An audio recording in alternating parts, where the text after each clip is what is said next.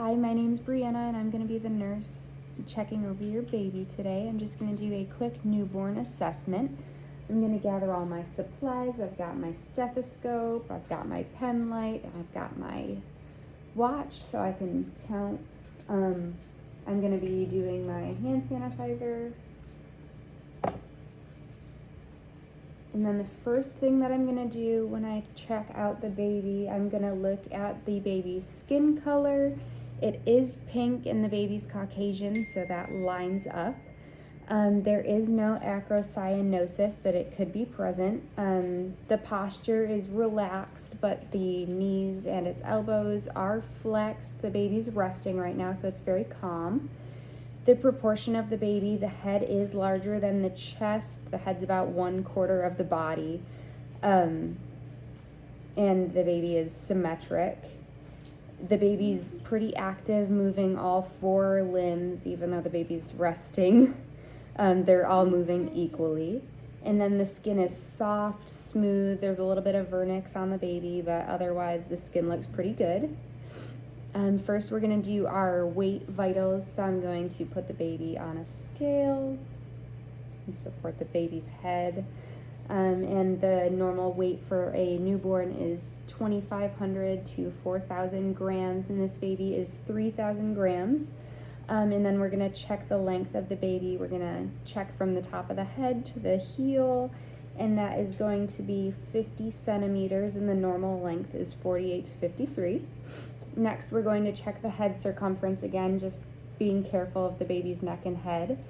So we're going to wrap our measure around its head, and the baby's head is around 33 centimeters, and 32 to 36 is normal, so it's within range. And then we're just going to check the baby's chest circumference.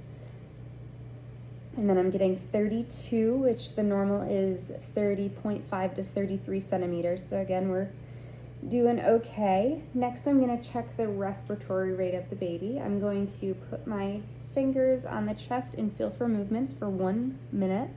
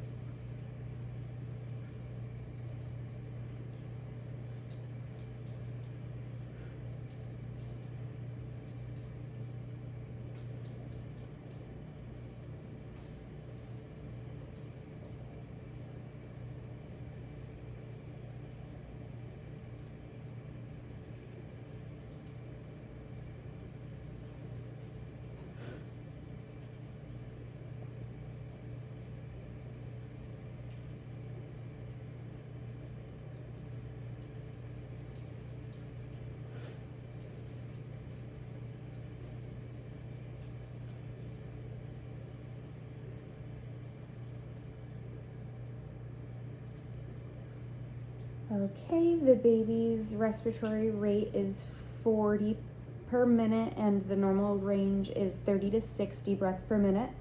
I observed the abdomen for 1 full minute. I was not seeing any signs of respiratory distress, but the 6 signs would be nasal flaring, grunting, chest retractions, tachypnea, circumoral cyanosis, and apnea or irregular breathing, and I'm not seeing anything concerning.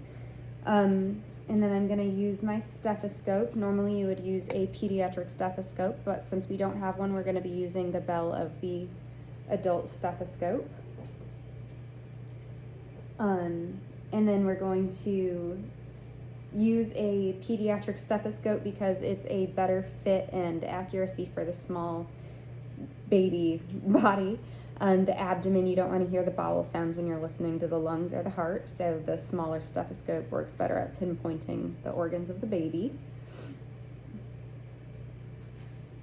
We're going to start on the right because of the heart.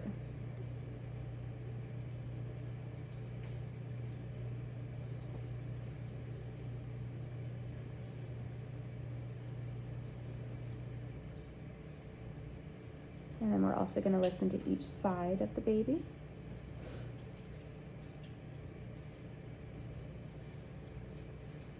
All right, and the breath sounds are clear and equal bilaterally. If the baby was a C-section, we would expect some coarse, wet breath sounds because of the retained fluid. And then we're gonna check our cardiac, the heart rate of the baby and the pulses and whatnot. For the heart rate, we're gonna listen to the pulse, but it's gonna be more lateral than the midclavicular line, and we're gonna listen at the 3rd or 4th intercostal space. And we're also gonna listen to that for 1 minute.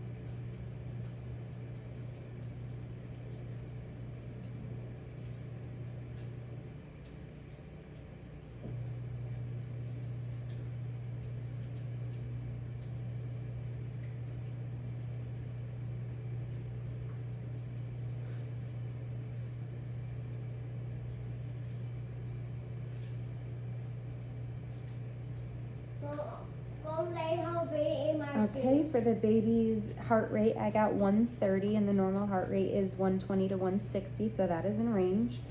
Next, we're going to feel the brachial pulses and then the femoral pulses, but we'll start with the brachials, and we're going to do both of them at the same time because we want to make sure that they are even and equal.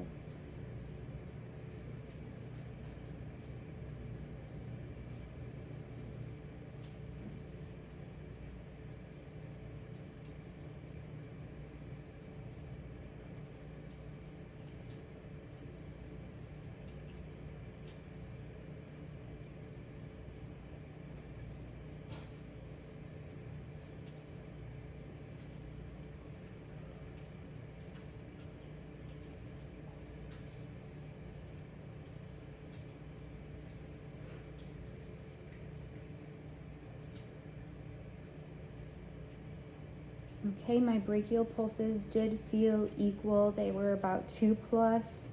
I would say that they were regular, they were good. I got the same 130 for beats per minute. Now we're gonna feel our femoral pulses. We're gonna do the same thing, make sure they're equal and whatnot.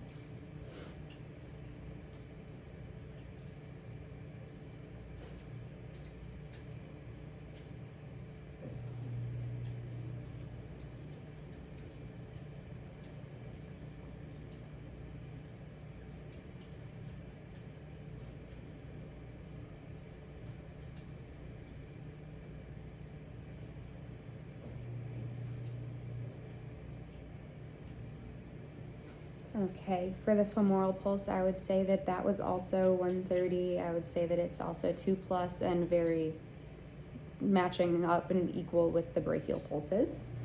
The blood pressure is not routine. It's only done if there's abnormal findings or any sorts of concerns, but we would say that normal is 65 to 95 systolic and 30 to 60 diastolic. Next, we're going to check the suture lines on the baby's head. We're going to feel them. We're hoping that they're not overlapping. I do feel them. I don't feel them overlapping, so I would say that that is okay. And then we're going to check the fontanelles. There's one in the front and one in the back. We're going to make sure that they're soft and flat, which they are. They're not sunken in or bulging. If they were sunken, that would indicate dehydration, and if they were bulging, it would indicate some possible increased intracranial pressure. I'm not seeing or feeling any caput secundium, which crosses sutures and resolves in a few days. That's usually seen like right after birth, and it's the cone head of a baby. And I'm not seeing any cephalohematomas either, but that does not cross suture lines and resolves in a few weeks to months. That shows up 24 to 48 hours after birth, not quite immediately. The eyes and ears, we're gonna check the eyes for perla and the color of them. The color of her eyes, we're gonna say, is like a blue-gray color, which is very common. Pupils, they're equal, round. We're gonna check and make sure they're reactive to light, which they are. And then babies can't really see very well when they're first born, so we can't really check accommodation. We're gonna check the ear alignment. The top of the pinna aligns with the outer canthus, and I'm not seeing any preauricular tags, which would be associated with any renal abnormalities because the ears and the kidneys form at the same time. Nostrils, we're gonna check for patency. I'm gonna plug one nostril and feel for breath, which I'm feeling, and then I'm gonna plug the other nostril and feel for breath, which I do feel. We're gonna check for the rooting reflex, so we're gonna stick our finger in the baby's mouth and we're gonna see if the baby immediately sucks, and I do feel that suckle. We're gonna look at symmetry of the lips, and they are symmetric. I'm not seeing any Epstein's pearls, but if I did, I would say that that is normal. There's no circumoral cyanosis. It could be normal briefly, but I'm not seeing any, which means this baby has good perfusion. If it worsens with crying, that would indicate a possible congenital cardiac issue or an oxygenation issue, but this baby is doing great. For the neck, it's supposed to be short with folds, and we're gonna check and make sure the head moves easily. So we're gonna turn the baby's head using proper support. And the baby's neck does move easily, and I'm not seeing any webbing or a fat pad around the neck. For the clavicles, we're gonna run our fingers down them and check and make sure they're intact with no lumps or crepitus. The clavicles can break during birth, so we're checking to make sure that that didn't happen. The chest is round and symmetric, and there's only 2 nipples, and they are both symmetric as well. Bowel sounds, we're going to listen to all 4 quadrants before palpating, and we're gonna start in our little rainbow. So we're gonna start in the right upper quadrant and go around like we normally would.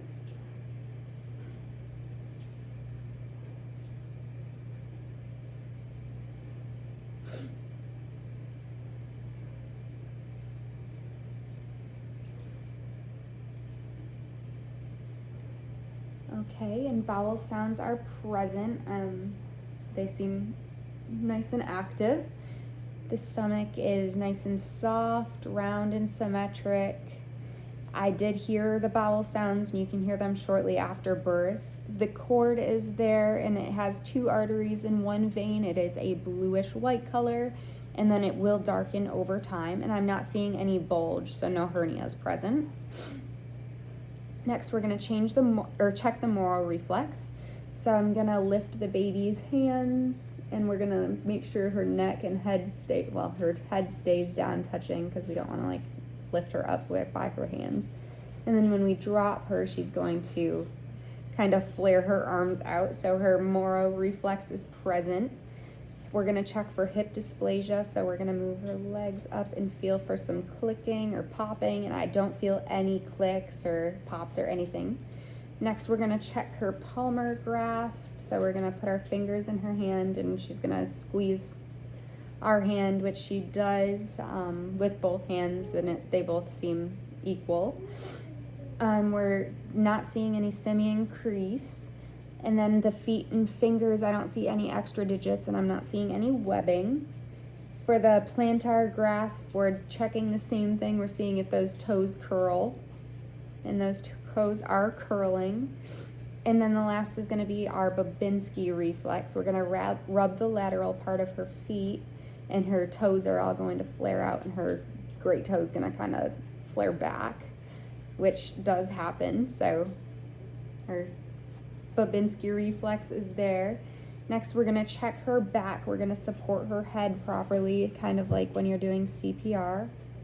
And then we're gonna make sure that she's comfortable. She's not crying or anything, so I think that she's okay with what we're doing. And we're gonna check her back to make sure it's straight and flat. There's no tufts of hair or dimples on her back. That could indicate a spina bifida or birth defect. Her butt is symmetrical, her legs look equal. I do see her anus is present. I'm not seeing a Mongolian spot, so her back does look good. So now we're gonna put her back on the bed. And then because she's a female, I'm gonna check her labia, and she does have some vernix in the folds. No discharge, although it's possible from, or bleeding from the mom's hormones kind of being with the baby as well. If it was a male, I would check and make sure he had both testes descended, the scrotum, and then there's no like hypospadias, and it's not a male, but that's what I would be checking for. And then in the end, I would wrap the baby up, keep the baby warm because that's very important. Perform hand hygiene again, and then I'm going to give the baby to her mom because she's hungry, and chest time is very good. Skin time is good for the baby. Thank you.